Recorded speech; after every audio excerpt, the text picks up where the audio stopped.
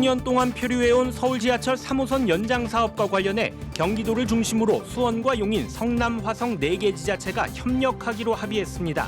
하지만 서울시와의 협의 과정 그리고 연장 거리에 따른 노선 설정 등 해결해야 할 과제가 산적했습니다.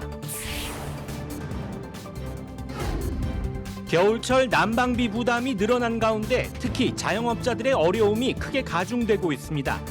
지자체마다 지원책도 서로 중구난방이라 형평성 논란이 일고 있는 상황. 난방비 대란에 대한 문제점과 대안에 대해 집중 취재했습니다. 안성 지역에서 쓰레기 대란 우려가 높아지고 있습니다. 소각장 주민협의체가 분리배출이 안 된 쓰레기 반입 거부를 선언하면서 소각장 증설 계획도 불투명해졌습니다.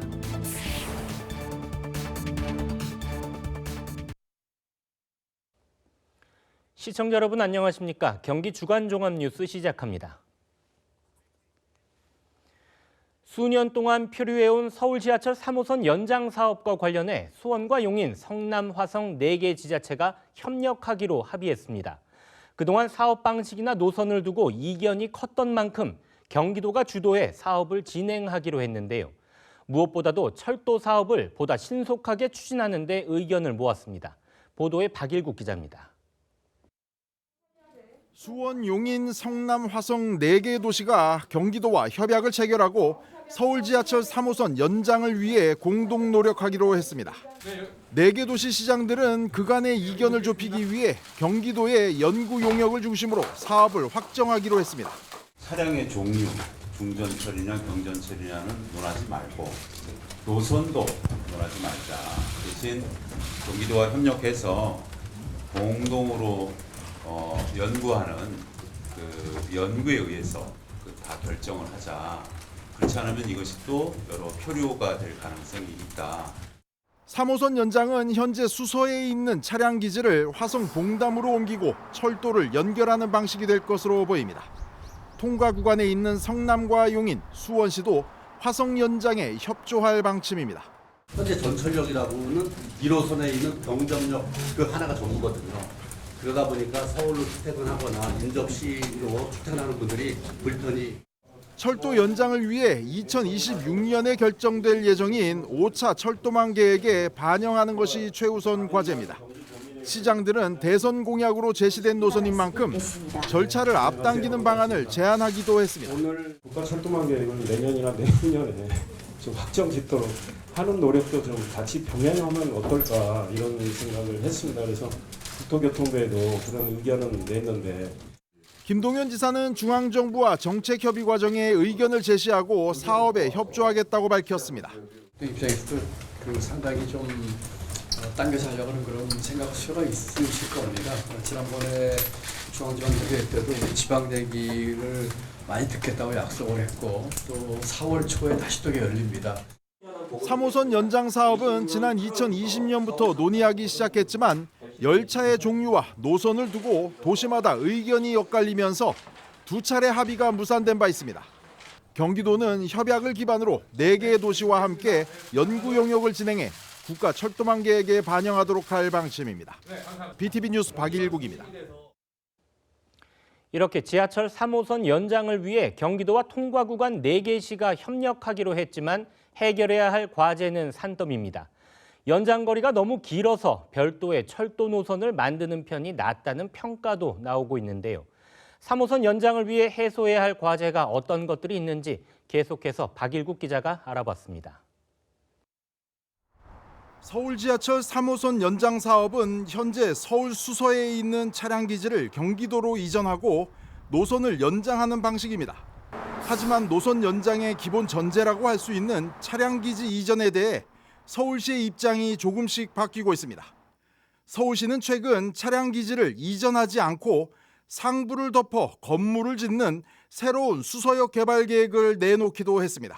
차량 기지를 그대로 사용하면서 위에 입체 복합 개발하는 방안을 저희가 이제 구상을 한 거고요. 마냥 어디에 뭘 기다리고 있을 수는 없거든요. 이제 시민들 입장에서는.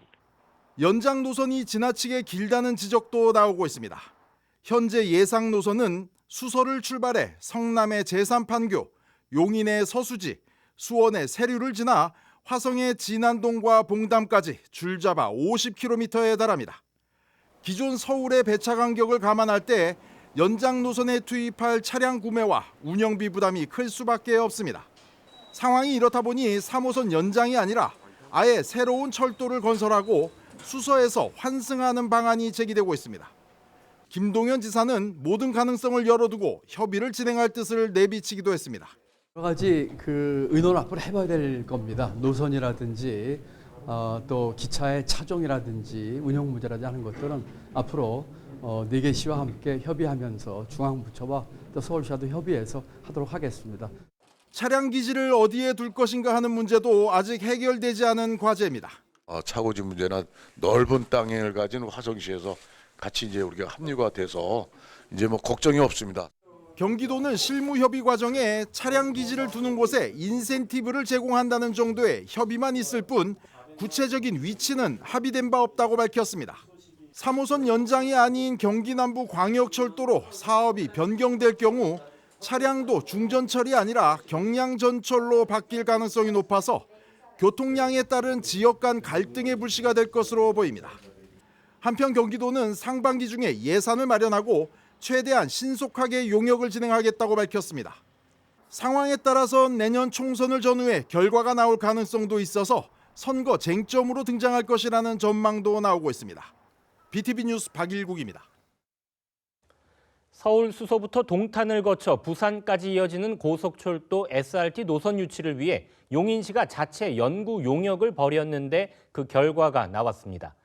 고저상 2가지 형태의 승강장에 모두 정차할 수 있는 열차를 도입하면 GTX 용인역에 노선이 지날 수 있다는 결론입니다. 김효승 기자가 보도합니다. GTX 용인역에 들어설 마북동 일대입니다. 삼성부터 용인을 지나 동탄을 잇는 GTX A노선 공사가 내년 개통을 목표로 진행 중입니다. 용인시는 이 역을 GTX 외의 SRT 정차역으로도 만든다는 계획입니다. 자체 용역을 벌인 결과 비용 대비 편익이 2.06으로 높게 나타났다는 겁니다. 다만 이를 위해선 고상 승강장에도 정차할 수 있는 신형 열차를 도입해야 한다는 게 지자체의 설명입니다. 고상 저상 승강장 동시 정차 가능한 열차가 도입되고 승강장 길이를 36m 연장되는 전제 조건이 충족될 경우 비용 대비 편익이 2.06으로 용인시는 SRT가 새 열차를 도입할 경우 승강장 길이만 조정하면 정차가 가능하다고 보고 있습니다. 현재 SRT 열차는 저상에만 정차가 가능한 상황. 용인시는 경부고속도로와 GTX가 연결되는 용인역 일대 장점과 이번 용역 결과를 국토부, SR 등과 공유한다는 계획입니다. 고속도로와 철도가 연결된 복합 환승시설로 조성될 GTX 용인역에 SRT 정차가 실현된다면 시민들의 교통 편의가 증진될 것입니다. 이에 국토교통부와 관계기관의 용역 내용을 설명하여 SRT 정차가 실현될 수 있게. 한편 용인시는 SRT 외에 3호선과 경강선 유치 등을 위해 자체 연구와 함께 정치력을 행사하고 있습니다. 이르면 오는 2026년 국가철도망 구축 계획이 예정된 가운데 지자체마다 노선을 유치하기 위한 경쟁이 치열해질 전망입니다. BTV 뉴스 김효수입니다. 다음 달 8일 치러지는 제3회 전국 동시조합장 선거 후보 등록 마감 결과 경기 지역은 평균 2.3대 1의 경쟁률을 보였습니다. 도선거관리위원회는 농협 163곳, 수협 1곳, 산림조합 16곳 등 180곳의 조합장 후보로 모두 419명이 등록했다고 밝혔습니다.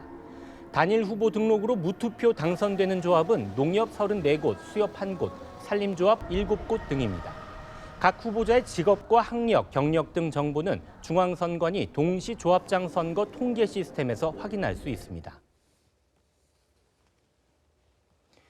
경기도교육청이 전국연합학력평가 성적 자료가 유출돼 경찰 수사를 의뢰했습니다. 도교육청은 지난해 11월 치러진 고2 전국연합학력평가의 성적 자료가 메신저 등을 통해 유출됐다는 제보에 따라 무단 탑재된 개인정보 자료를 즉시 삭제해 줄 것을 경찰에 요청했습니다.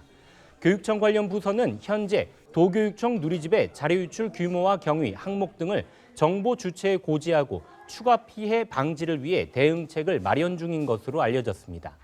도교육청은 피해 상황 방지와 구제 절차 등의 방안을 수립해 적극 대응하겠다고 밝혔습니다.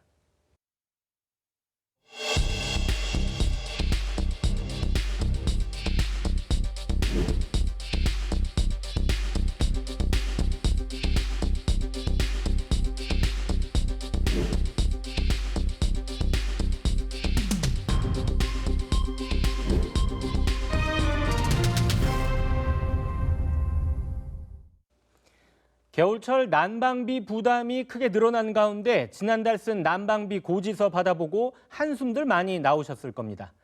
기록적인 한파 속에서도 아끼고 절약했지만 한 달 전보다 오히려 더 오른 폭탄 고지서를 받았다는 목소리가 곳곳에서 나오고 있죠. 자, 최근 1년 동안 난방비 얼마나 올랐는지부터 살펴보겠습니다. 1월이죠. 지난달 도시가스 소비자 물가지수는 129로 지난해 2월 러시아 우크라이나 전쟁이 발발한 뒤로 무려 36% 이상 급증했습니다. 지난해 2월 94에서 6월에는 105를 넘어섰고 9월에는 112 그리고 올해 1월에 129를 기록한 겁니다. 지역 난방비도 크게 올라 올해 1월 물가지수는 132를 기록해 지난해 2월보다 34% 급등했고 전기료 역시 29.5%, 30% 가까이 올랐습니다. 특히 가스와 전기 사용량이 많은 사우나와 식당 등에서는 지난해 12월에 이어 1월에도 폭탄 같은 고지서를 받아듣고 시름이 더 깊어졌습니다. 손님이 늘어난 것도 아니라 가동 시간을 줄였는데도 오히려 2배 이상 요금이 뛰기도 했다고 합니다. 현장 목소리 들어봤습니다. 김성원 기자가 다녀왔습니다. 수원 지역에서 19년째 사우나를 운영하고 있는 김동수 씨. 올겨울 가스와 전기, 수도 요금이 천정부지로 치솟자 최근 어려운 결정을 내렸습니다. 사우나와 함께 운영하던 찜질방을 접었고 인건비를 아끼려고 직원들은 어쩔 수 없이 집으로 돌려보냈습니다. 공용실을 빼버렸어. 목욕탕해요. 5층이 전부 다 사우나인데 이게 야간에는 우리가 그걸 하면은 마이너스니까 두 사람 월급해도 500 이상 나가. 최저임금을 줘도. 근데 그만큼 노는 이거야. 아예 빼버렸지. 난방비가 오르면서 생각지 못한 마찰도 벌어지고 있습니다.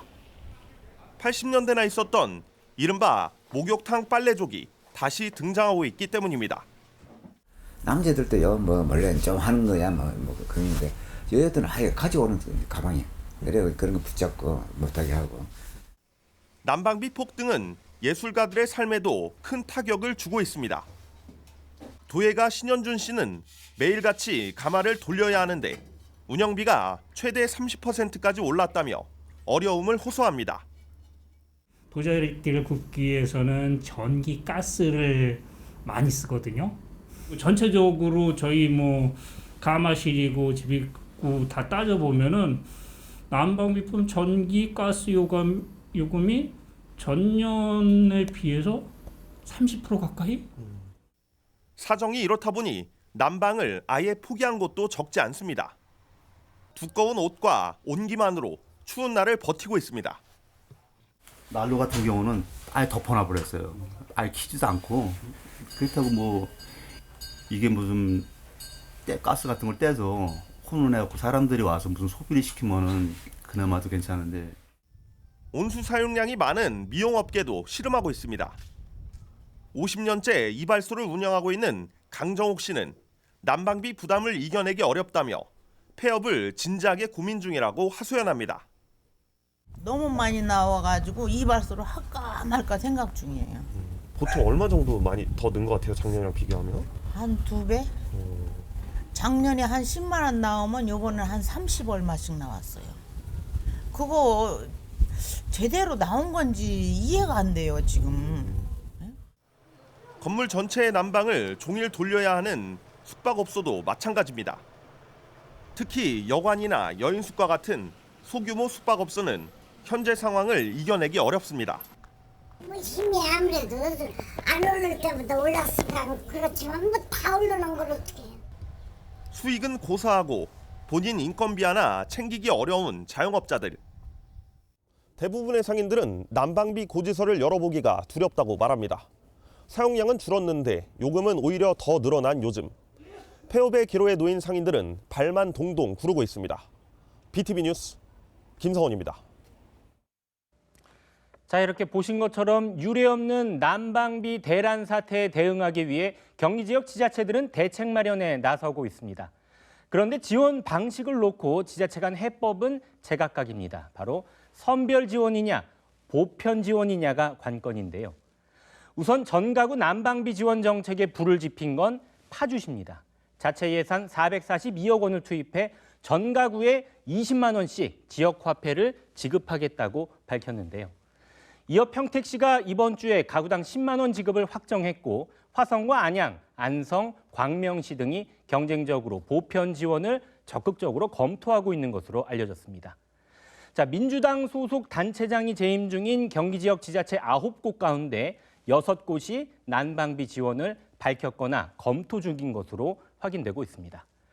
자, 이 중에서 안양시는 여기서 더 나아가서 가구당이 아니라 1인당 5만 원씩 모든 시민에게 재난기본소득을 지급하기로 했습니다. 4인 가족이라면 20만 원을 받을 수 있는 것이죠. 최대호 안양시장 인터뷰 들어보시겠습니다.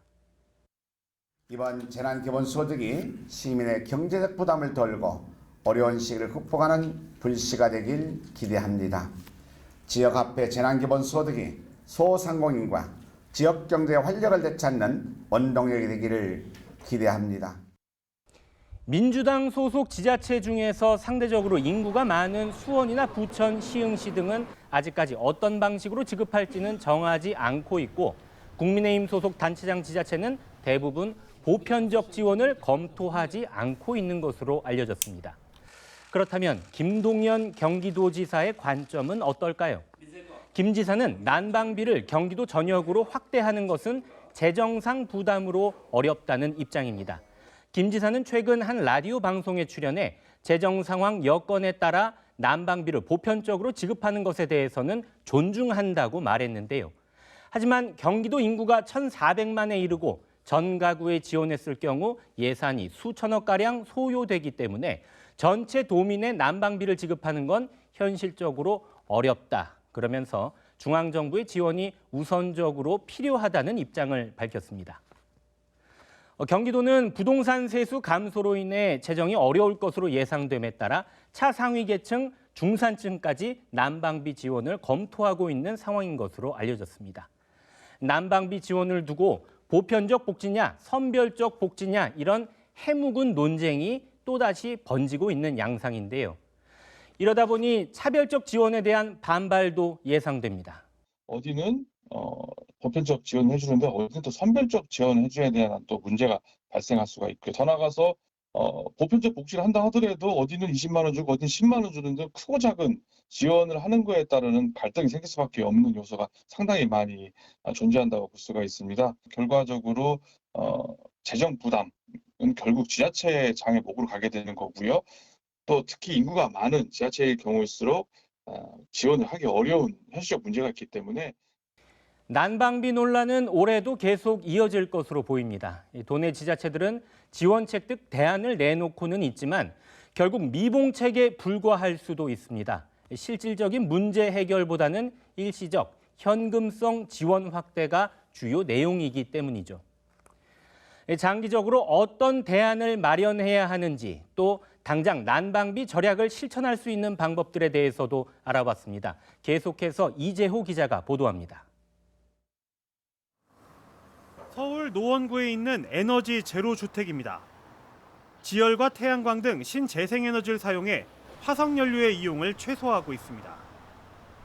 하지만 에너지 제로 주택의 난방비 절감 비결은 따로 있습니다. 일반 주택보단 단열을 강화해 난방 횟수를 줄이고 있는 겁니다. 실제로 에너지 제로 주택 각 가정엔 3중창이 설치되어 있습니다. 창호도 미닫이가 아닌 밀폐력이 우수한 제품을 사용해 외부의 차가운 공기 유입과 내부 열 배출을 막고 있습니다. 아울러 전세대가 햇빛을 잘 받도록 설계돼 맑은 날은 난방을 안 해도 온기를 유지할 수 있다는 설명입니다. 사실 에너지는 자연이 주잖아요. 그러니까 태양이 계속해서 그 에너지를 주고 있는데 밖의 공기를 완전히 단열한 상태에서 태양광만 집안으로 쏟아져 들어오는 구조가 되니까 자연스럽게 에너지를 덜 쓰게 되는 거죠. 건물 외부 단열에 신경을 썼다는 점도 에너지 제로 주택의 특징입니다. 보통 단열재는 내부에 시공하기 마련인데 이렇게 되면 건물 틈새로 들어오는 냉기를 막기가 어려워집니다. 하지만 건물 외부에 단열재를 시공하면 외부에서 들어오는 차가운 공기를 원천 차단할 수 있습니다. 한마디로 건물 자체가 보온병 역할을 하는 겁니다. 신재생에너지 사용에 단열까지 강화해 놓으니 노원 에너지 제로주택은 59제곱미터 기준 매달 난방비를 25,000원 정도만 내고 있습니다. 전문가들은 에너지 제로주택을 사료로 들며 난방비 문제를 해결하려면 건물 단열 기준부터 높여야 한다고 조언하고 있습니다. 건축물의 외피가 에너지를 절약하도록만 설계가 되면 실제로 사는 사람, 거주자나 세입자들은 그렇게 큰 난방비 부담 없이, 냉방비 부담 없이 우리나라 같은 기후 조건에서 편안하게, 쾌적하게 사실 수 있을 거라고 생각합니다. 건물의 단열을 강화하고 신재생에너지를 사용하려면 건축 설계 단계부터 준비가 돼야 합니다. 결국 신축 건물부터 차차 적용해 나가야 하는 장기적인 과제가 될 텐데요. 지금부터는 당장 가정에서 실천할 수 있는 난방비 절감 방안에 대해 알아보겠습니다. 수원시 세류동에 살고 있는 주부 장수희 씨. 폭등한 난방비를 아끼기 위해 다양한 노력을 하고 있습니다. 장 씨가 가장 신경 쓰고 있는 부분은 햇빛 활용하기. 집에 햇빛이 잘 드는 편이라 맑은 날엔 커튼만 걷어놔도 20도 이상의 실내 온도를 유지할 수 있기 때문입니다. 다음으로 신경 쓰고 있는 건 온수 사용 줄이기입니다. 온수는 난방보다 사용 빈도가 높다 보니 사용량을 줄이면 절감 효과가 큰 것으로 알려져 있습니다. 저희는 한겨울에도 바닥은 좀 차가워도 실내 온도가 26도, 7도까지 올라가요. 조금씩은 효과가 있더라고요. 2, 3만 원에서 한 그 정도. 전문가들은 장시간 외출이 아니면 실내 온도를 유지해 놓는 것도 난방비 절감에 도움이 된다고 설명합니다. 난방비를 아끼겠다며 외출할 때마다 보일러를 끄는 사람들이 많은데 이렇게 되면 떨어진 온도를 다시 올리느라 더 많은 가스가 소모된다는 겁니다. 때문에 보일러를 아예 끄기보다는 설정 온도를 약간 낮추고 유지할 것을 권장하고 있습니다. 그렇게 되면은 급격하게 실내 온도가 떨어지겠죠? 그 떨어진 온도에서 내가 원하는 온도까지 올리기 위해서는 그만치 이제 연량 소비가 클 거 아니에요. 근데 뭐 그 차이가 얼마나 있겠냐고 안이한 생각들을 하시는 분들이 많이 있더라고요. 근데 그 차이는 많습니다.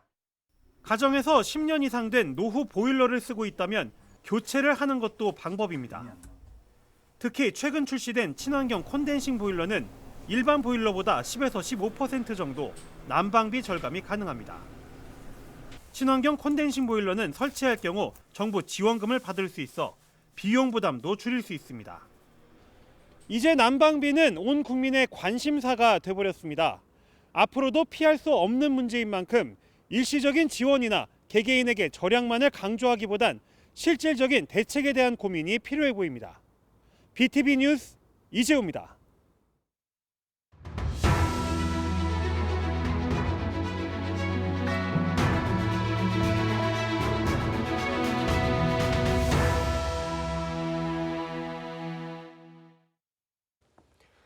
요즘 안성 지역에서는 쓰레기 대란이 우려되고 있습니다. 소각장 주민협의체가 분리배출이 안 된 쓰레기에 대한 반입 거부를 선언했기 때문인데요. 안성시는 현재 소각장을 증설할 계획인데 주민협의체는 이마저도 백지화하겠다며 강경한 입장을 보이고 있습니다. 주하영 기자가 현장에 다녀왔습니다. 보도블럭 위에도 건널목에도 곳곳에 생활쓰레기 봉투가 쌓여 있습니다. 쓰레기 무단 투기 팻말을 비웃기라도 하듯 일반 봉투를 사용한 쓰레기도 산더미입니다. 안성시 자원회수시설 주민협의체가 생활쓰레기 반입을 거부해 수거하지 않은 지 3일째. 거리는 쓰레기로 넘쳐납니다. 그렇죠. 이거 안 가져가면 이게 바람 불면 이거 또 묶어놓은 게 허술해서 막 다 날아가고 이거 애먹어요. 쓰레기 반입을 거부하면서 종량제 봉투가 이처럼 쌓여가고 있습니다. 종량제 봉투를 사용하지 않은 쓰레기도 이렇게 나뒹굴고 있습니다. 안성 지역 쓰레기를 소각하는 보계면에 위치한 자원회수 시설입니다. 폐기물 처리 시설 관련 법률에 따라 이 시설이 있는 보계면 6개 마을 지역 주민들은 협의체를 구성해 매일 2명씩 주민 감시 요원으로 소각장에 반입되는 불법 쓰레기 감시 활동을 하고 있습니다.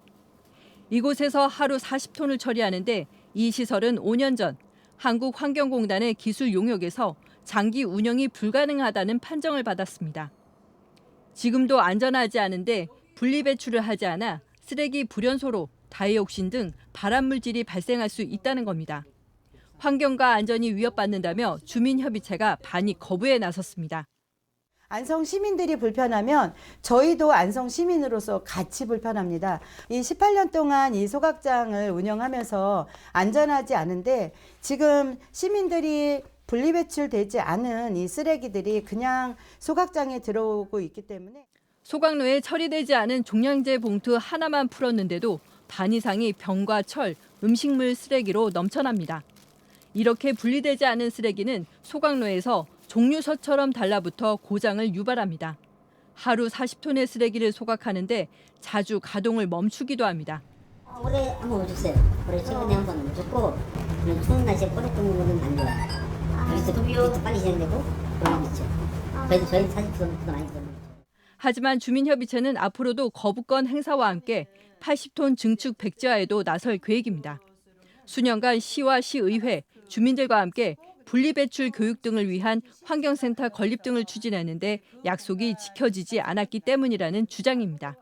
20년 이상을 운영하고 싶은 지역이 어디 있겠어요. 그런 것들을 무릅쓰고 지금 어쨌든 시민 교육을 해주겠다라는 약속을 시에서 행정에서 했고 협약서에 대한 내용을 위반을 하시는 거는 한편 안성시는 인근 지자체에 쓰레기 소각을 위탁하고 시의회는 주민협의체와 공론화를 거치겠다고 밝혔습니다. BTV 뉴스 주아영입니다. 오산시가 관광객이 늘어날 것에 대비해 공영주차장을 조성했지만 지난해에는 이용자가 거의 없었던 것으로 나타났습니다. 수요 예측을 제대로 못한 허술한 행정을 탓하는 목소리가 나오고 있는데요. 이대로라면 혈세만 낭비한 건 아닌지 의문이 커지고 있습니다. 임세혁 기자가 다녀왔습니다. 오산시에 있는 이른바 내산미동 테마파크입니다. 미니어처 빌리지를 비롯해 드라마 세트장과 경기도 안전체험관 등이 들어서 있습니다. 서울대병원 유치 무산 이후 방치돼 있던 부지가 관광지로 탈바꿈한 겁니다. 이런 가운데 오산시는 지난 2021년 66억 원을 들여 테마파크와 인접한 땅 8,800제곱미터를 매입해 200여 명 규모의 공영주차장을 조성했습니다. 방문객 폭증으로 테마파크 내 기존 주차장이 부족할 것을 대비해 추가로 주차장을 만들었다는 설명입니다. 센터랑 그 미니어처 빌리지 뭐 그런 거 이제 수요에 따라서 주차장이 좀 협소할 수 있어서 이제 그쪽 앞에다가 주차장을 조성하는 걸로 계획을 잡아서 설치를 한 거거든요. 그렇다면 공영주차장 이용자는 얼마나 될까? 지난해 운영 수익을 알아보니 채 1,000만 원도 안 되는 것으로 확인됐습니다. 얼마나 수입이 있었어요? 3인 공영 주차장이 작년에 이제 실제적으로 그 700만 원 정도 이제 수익을 얻은 거거든요. 700만 원이요? 네. 계산해 보면 하루에 2만 원도 안 되는 수익을 낸 겁니다. 수요 예측이 제대로 되지 않았다는 지적이 나오는 이유입니다. 사업자가 그런 식으로 사업을 하겠습니까? 주차 수요를 잘못 파악했기 때문에 우리 시 혈세가 그냥 놀고 있다. 이에 대해 오산시는 공영주차장 수익이 턱없이 적다는 점을 인정한다면서 지난해까지 코로나19로 인해 테마파크 방문객이 많지 않았던 면도 있다고 밝혔습니다. 그러면서 공영주차장 수익성 개선을 위한 방안을 마련하고 있다고 덧붙였습니다. 수요 예측 실패로 인한 혈세 낭비라는 지적이 나오는 가운데 과연 오산시가 어떤 개선책으로 얼마만큼의 효과를 거둘 수 있을지 주목됩니다. BTV 뉴스 임세혁입니다. 군포 지역의 벌터 마벨지구 재개발 부지를 두고 토양 환경 오염 여부를 파악해야 한다는 주장이 제기됐습니다. 지역 환경단체들은 해당 부지에 산업 폐기물이 매립됐을 가능성을 제기하며 군포시가 민간 협의체 조사단을 꾸려 진상을 파악해야 한다고 목소리를 높입니다. 권예솔 기자가 보도합니다. 지난 2016년 지구 단위 계획 구역으로 지정된 군포 벌터 마벨지구입니다. 민간 사업자가 주도하는 공동주택 건립 사업 예정지로 철거 작업이 진행되면서 모두 빈집만 남았습니다. 주변으론 크고 작은 공업단지들이 자리를 지키고 있지만 향후 개발 계획에 따라 업무시설이나 의료시설 등이 들어설 예정입니다. 그런데 환경단체들은 쾌적한 주거 환경을 위해 본격적인 개발에 앞서 토양 오염도 조사가 선행돼야 한다고 지적합니다. 과거 광명 소화택지지구에서 한 업체가 다량의 산업 폐기물을 매립해 토지 전체가 중금속에 오염된 사례를 예로 들며 1970년대 초부터 크고 작은 공장들이 무질서하게 운영돼 온 벌터 마벨지구의 토양 오염 의혹을 제기한 겁니다. 사실상 이 지역은 공업지역, 50년 이상 공업지역으로 해왔던 곳이기 때문에 좀 굉장히 좀 광범위하게 토지가 오염될 것이라고 예측이 되어지거든요. 그렇기 때문에 별도로 그 민간 조사단을 좀 꾸려서 토지 오염도에 대한 조사를 좀 철저하게 할 필요가 있습니다. 민간 조사단에는 전문가와 시민단체, 그리고 도시공사와 시행사 등이 함께 참여할 것을 요청했습니다. 군포 환경단체들은 오는 22일 시와 시의회에 이 같은 내용을 담은 성명서를 전달할 예정입니다. BTV 뉴스 권예솔입니다. 기업이 토지를 개발하면 그 과정에서 발생한 이익 일부를 세금으로 내야 합니다. 개발 부담금이라는 건데 요즘 같은 시기 특히 중소기업에는 이런 비용이 더 큰 부담으로 다가올 수 있겠죠. 용인시가 지역 중소기업들의 개발 부담금 산정 과정을 돕기로 했습니다. 김효승 기자가 보도합니다. 용인 모현읍에 있는 빵 제조업체입니다. 1999년부터 지역에서 운영돼 온 이 업체는 최근 공장을 새로 짓는 과정에 큰 절세 효과를 봤습니다. 개발 부담금에서 예상보다 1억 원 이상 절감하게 된 겁니다. 금리가 계속 오르면서 이자 비용이 굉장히 많이 늘어났거든요. 개발 부담금을 비롯해서 여러 세금을 내야 했는데 그러니까 저희는 어차피 발생하는 비용이려니 하고 있었는데 시에서 그 부분에 대해서 지원을 해주신다고 하셔서 정말 많은 도움이 됐습니다. 이렇게 세금을 절약할 수 있었던 건 지역 내 산정기관이 지원을 해준 덕분입니다. 개발부담금 산정업체는 어려운 시기 서로 돕자는 취지에서 800만 원에 달하는 수수료를 따로 받지 않았습니다. 구직난에 이런 고용을 창출할 수 있는 공장 같은 제조업소에 지원을 할 수 있다는 게 저희도 좀 감사하고 이제 같이 코로나19를 견딘 같은 중소기업으로서 전국 최초로 개발부담금 산정기관 협업 방식을 도입한 용인시는 앞으로도 도움이 필요한 지역 중소기업과 재능기부에 참여하는 10여 개 산정기관을 연결해준다는 계획입니다. 장기적으론 기업 유치와 경제 활력에도 도움이 될 것으로 보고 있습니다. 개발 비용을 감면받을 수 있는 최선의 방법을 찾을 수 있음에도 비용 부담 때문에 포기하시는 분들이 계셔서 이 같은 제도를 용인시에서 전국 최초로 시행을 했고요. 이로 인해 중소기업 육성과 지역경제 활성화에 큰 도움이 됐으면 하는 바람입니다. 중소기업 개발부담금 산정 지원은 용인 지역의 3,000제곱미터 이하 공장을 짓고자 하는 기업이 받을 수 있습니다. BTV 뉴스 김효수입니다. 수원FC가 K리그 개막을 앞두고 코로나19로 그동안 중단됐던 출정식을 4년 만에 개최했습니다. 올해는 창단 20주년이 되는 해라 더 큰 의미를 가졌는데요. 부진했던 지난해 성적을 딛고 올 시즌에는 상위권으로 도약하겠다는 의지를 불태웠습니다. 이재호 기자가 출정식에 다녀왔습니다. 올해로 창단 20주년을 맞은 수원FC. K리그 개막을 앞두고 팬들과 함께 대규모 출정식을 개최했습니다. 코로나19로 인해 지난 2019년을 끝으로 중단한 지 4년 만입니다. 3년째 1부 리그에서 뛰게 된 수원FC는 중위권에 머무른 지난 시즌에 대한 아쉬움을 나타냈습니다. 올 시즌은 창단 첫 상위 스플릿에 진입한 2021년의 돌풍을 재현하겠다며 수원의 축구의 바람이 다시 불게 하겠다는 각오를 밝혔습니다. 지난 시즌 아쉽게 저희들이 상위 스플릿에 들지 못하고 취직을 했는데요. 올 시즌은 더 높은 목표를 가지고 선수들과 최선을 다해서 좋은 성과 이뤄내도록 노력하겠습니다. 선수들도 강한 자신감을 드러냈습니다. 지난달부터 태국과 제주 전지훈련을 통해 담금질을 하고 돌아온 선수들은 팬들에게 상위권 도약을 약속했습니다. 저희가 또 작년 시즌보다는 좀 더 좋은 성적을 내기 위해서 구단주인 이재준 수원시장은 우리의 목표는 우승이라며 파격적인 우승 공약을 내걸었습니다. 축구단이 우승하면 팬들이 원하는 색으로 머리를 염색하겠다고 밝혀 분위기를 한껏 끌어올렸습니다. 저도 우승하면은 수원 FC가 운영하면 빨간색, 파란색 중에 하나를 염색하고 일주일을 하겠습니다. 이번 주말에 개막하는 2023 시즌 K리그. 수원 FC는 26일 제주에서 시즌 첫 경기를 치릅니다. BTV 뉴스 이재호입니다. 올해로 창단 10주년을 맞은 FC 안양은 2달간의 전지훈련으로 전력을 가다듬고 있습니다. 새로 영입한 선수들과 기존 선수들과의 조화에 집중하며 훈련하고 있는데요. 아쉽게 승격에 실패한 지난 2년의 시즌을 뒤로하고 이번만큼은 반드시 승격하겠다는 각오로 리그를 준비하고 있습니다. 이창호 기자입니다. 2021년과 2022년 아쉽게 승격에 실패한 FC 안양.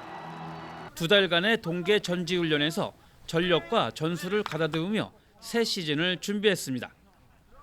겨울 이적 시장에서 주축 선수들이 대거 빠져나갔지만 신인 선수를 포함한 새로운 선수들을 영입하며 전력 손실을 막는 데도 힘을 쏟았습니다. 남은 건 외국인 선수를 추가 영입하는 건데 남미 국가 중에서 공격적인 선수를 살피고 있는 것으로 전해졌습니다. 저돌적으로 밀고 들어가는 그런 용병 자리가 지금 없어서 그 자리만 한 명 정도만 보강을 한다 그러면은 아마 김천하고 정말로 우리 안양하고 아마 싸움이 되지 않을까. 좀 더 좀 파괴력 있는 지금 공격의 윙포드 자원이 부족한 건 사실이에요. 감독으로서 그 자리, 그런 유형의 선수만 한 명 있다 그러면은 올해 목표한 대로 승격을 이루지 않을까. FC 안양은 창단 10주년을 맞은 올 시즌에 깊은 의미를 두고 있습니다. 그동안 단 한 번도 일부러 올라간 적이 없었기 때문입니다. 이우영 감독을 비롯한 선수단은 10년 동안 묵묵히 응원하며 기다려준 팬들에게 보답하는 길은 일부 승격뿐이라며 각오를 단단히 다지고 있습니다. 이 감독은 전문가들이 김천 상무를 1강으로 꼽고 있지만 FC 안양도 만만치 않다며 김천과 함께 2강으로 승격에 도전하겠다고 승격을 향한 의지를 불태웠습니다. 반드시 올해도 우리 또 안양이 창단 이제 10주년 딱 그 10년 된 그런 올해 한 해이기 때문에 10년 동안 창단해서 아직 승격을 못했다는 거는 좀 저 개인적으로도 좀 아쉬운 부분이 많이 있고 그런 책임감도 있고 저 개인적으로 마지막 해가 되지 않을까. 올해는 어떤 일이 있더라도 우리 안양이 승격을 해서. 이런 가운데 FC 안양 팬들은 연간 회원권 구매에 적극 나서고 있고 구단에서는 스폰서 협약도 체결하며 대장정의 시작을 알리고 있습니다. 팬들의 관심과 응원 속에 3년 연속 승격에 도전하는 FC 안양. 다음 달 1일 전남과의 원정 경기와 5일 서울 이랜드와의 홈 개막전으로 승격을 향한 걸음을 힘차게 내딛습니다. BTV 뉴스 이창호입니다. 안산시에는 경기도 유일의 실버 영화관이 있습니다. 어르신들에게 추억 돋는 고전 영화 등 다양한 볼거리를 저렴한 가격에 상영하고 있는데요. 어르신들에게 일자리를 제공하는 사회적 기업이기도 합니다. 이재문 기자가 소개합니다. 안산시 고잔동에 사는 이명희 어르신. 이번 주 들어서만 동네 영화관을 벌써 2번째 찾았습니다. 관람료는 단돈 2,000원. 55세 이상 어르신과 동반 가족은 2,000원이면 됩니다. 오늘 상영하는 영화는 오드리 헵번 주연의 아이들의 시간입니다. 스크린에 비치는 요즘 흔히 볼 수 없는 흑백 영화. 멀티플렉스 영화관에서는 느낄 수 없는 추억을 소환합니다. 고전 영화가 제가 또 아는 옛날 그 배우들도 좀 나오고 좀 더 익숙해요. 요새 막 저거보다. 그리고 가격도 좀 저렴하고 부담 없고 또 재밌고 그러니까는 아무래도 자주 오게 되더라고요. 경기도의 유일한 실버 영화관인 명화극장입니다. 과거 안산시 중앙동에서 피카드리 극장과 대한극장으로 영업을 했던 옛 영화관의 정취를 그대로 살렸습니다. 명화극장은 고용노동부로부터 인증을 받은 사회적 기업이기도 합니다. 영사실의 기사, 매표실의 매표원, 청소원까지 극장에서 일하고 있는 8명의 직원 모두 어르신들입니다. 정확한 소셜 미션이 있어요. 어르신들에게 좀 차별화된 양질의 문화 서비스를 제공하는 거하고 시니어들이 할 수 있는 다양한 일자리를 창출하겠다는 그런 목적을 가진 기업이기 때문에 명화극장은 지난 3년간 코로나19의 긴 터널을 빠져나오는데 힘든 시간을 보내야 했습니다. 예술영화 전용관으로 지정돼 지원을 받고 어르신들이 볼만한 독립영화 상영도 늘리면서 위기를 극복했습니다. 올해로 개관 10년째를 맞은 명화극장은 단지 실버 영화관이 아니라 다양한 세대, 다양한 시민이 어우러지는 지역의 복합 문화 공간으로 자리 잡기 위해 도전합니다. 이 공간이 좀 지역 문화 공간으로 잘 활용되었으면 하는 바람이 있고요. 좀 더 많은 시니어들이 여기 와서 좋은 영화 보시고 또 즐겁게 생활하셨으면 좋겠고. BTV 뉴스 이재문입니다.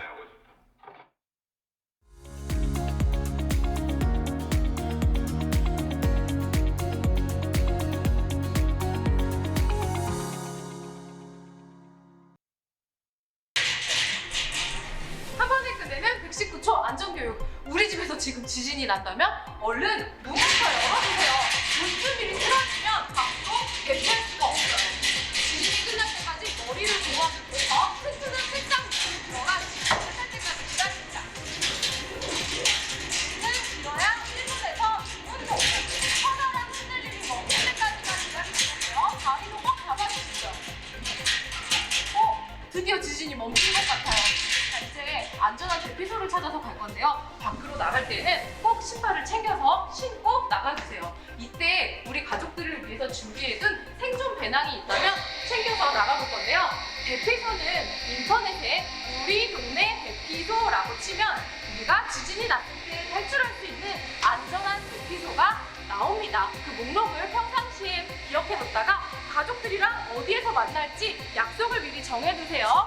우리가 지진을 피해서 밖으로 나갈 때는 여진이 있을 수도 있고 건물이 추가로 무너질 수 있어요. 그래서 가방, 쿠션, 베개 무엇이든 좋아요. 푹신푹신한 걸로 이렇게 머리를 잘 가리고 몸을 최대한 숙여서 이렇게 흔들리는 땅을 조심히, 그리고 가스배관, 전선 이런 것들도 다치지 않도록 조심조심 얼른 안전한 대피소로 이동할게요. 자, 지금 저는 이렇게 공원으로 나왔어요. 더 이상 건물이 무너질 일이 없는 넓은 공터 지진 5개 대피소를 잘 찾아서 와주시면 됩니다. 이렇게 생존 배낭 속에는 뭐가 들어있는지 한번 볼까요? 3일 동안 내가 추위, 배고픔, 어두움으로부터 나를 지킬 수 있는 물품들을 여러 가지 꼭 챙겨서 밖으로 대피하시면 되는데, 생존 배낭은 가족 1명당 하나씩, 가족이 4명이면 4개 챙기면 되겠죠? 오늘 지금 당장 우리 가족들이랑 생존 배낭을 꼭 챙겨보세요. 안녕! 안녕하십니까? 경기도 소방재난본부의 이규엽입니다. 오늘은 지진이 멈추고 난 후 어디로 대피해야 할지 생각해 본 적 있으세요? 지진이 나는 동안 통신이 두절될 수도 있고 내 스마트폰이나 PC가 망가져서 검색을 하지 못하는 상황이 생길 수도 있습니다. 그렇기 때문에 미리 내가 있는 장소에서 지진이 나면 어디로 대피할 수 있는지 우리 동네 대피소 찾는 방법을 오늘 함께 알아보도록 하겠습니다. 먼저 포털에 우리 동네 대피소라고 한번 검색해 볼까요? 국민재난안전 포털이 뜨는데요. 이 사이트를 클릭하면 이렇게 바로 지진 5개 대피 장소를 검색할 수 있는 화면이 나옵니다. 자, 수원시 영통구 영통동으로 설정을 하고 검색을 하니까 이렇게 영통동에서 지진을 피할 수 있는 5개 대피소의 목록이 쭉 나오네요. 이 목록을 참고해서 내가 집에 있을 때 혹시 지진이 난다면 어디로 가야겠다는 대피 계획을 미리 세워놓고 가족들과 이 계획을 공유한다면 지진이 발생했을 때 어디로 가야 할지 몰라서 우왕좌왕하거나 서로 가족을 찾느라고 헤맬 일은 없을 것 같습니다. 혹시 집에 생존 배낭 준비해 놓으셨나요? 지진 같은 자연재난 등의 상황에서 배낭 하나당 한 사람이 3일 동안 생존할 수 있도록 물품을 준비해 놓은 것을 생존 배낭이라고 합니다. 기본적으로 물과 조리가 필요 없는 고칼로리의 식품, 보온용품, 구급 의약품, 통신 두절에 대비해 재난 상황을 파악할 수 있는 라디오와 보조 배터리 챙기시고요. 기타 안전사고에 대비할 수 있는 헬멧, 장갑, 비상 조명도 필수입니다. 화장실을 따로 이용할 수 없는 환경에 대비해서 휴대용 변기도 있으면 좋겠죠. 생존 배낭은 욕심 부려서 많이 싼다고 좋은 것은 아닙니다. 자신이 들고 이동할 수 있는 무게만큼만 준비해야 됩니다. 가족이 4명이라면 생존 배낭은 가족 수대로 4개. 이렇게 가족의 수만큼 준비해 주세요. 오늘은 지진에 대비해서 우리 동네 대피소의 위치와 생존 배낭을 만드는 방법에 대해 알아보았습니다. 우리나라도 더 이상 지진 안전 지역이 아닌 만큼 평상시에 지진에 대처하는 행동 방법을 꼭 기억해 주시기 바랍니다. 저는 다음 시간에 다시 찾아뵙겠습니다. 감사합니다. 이상으로 경기 주간 종합 뉴스를 모두 마칩니다. 시청해 주신 여러분 고맙습니다.